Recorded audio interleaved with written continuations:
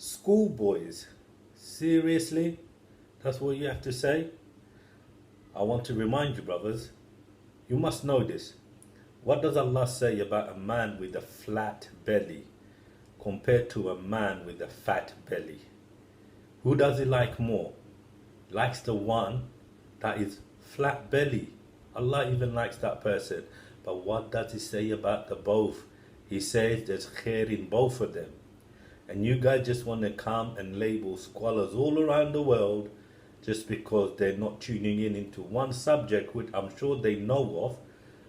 Not probably the monetary system, but everything else they can understand. Yet Allah has put so much khair in them as well. And you want to come and label them as schoolboys, you slipping far, far away.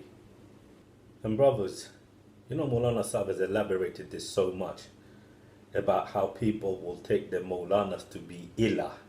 I don't need to tell you about that. You are quite well versed in his lectures. You agree with that. Easy to point the other side. Look at the mirror now. Are you not doing the same? What separates Maulana Imran Hosein from the rest of the scholars, I think, as well as his understanding in Islam, is his speaking ability in English, which the scholars of India, Pakistan, Bangladesh were not able to match, and his PhD. That's the only difference. There is not much of a difference anyway. You all know about the 3 du'as that the Prophet ﷺ made. Out of the 2 that was accepted, 1 was not accepted. Which one was that?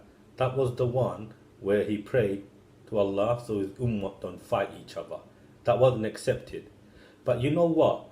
We shouldn't stop saying that's Allah hasn't accepted so it's not going to happen. No, that is a test for us, this ummah. It is our duty to unite with each other. This is our challenge Allah has put.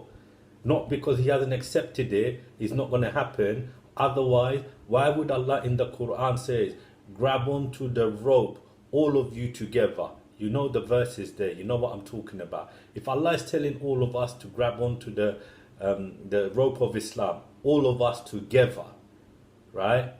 Then you cannot say that Allah has intended for us not to unite.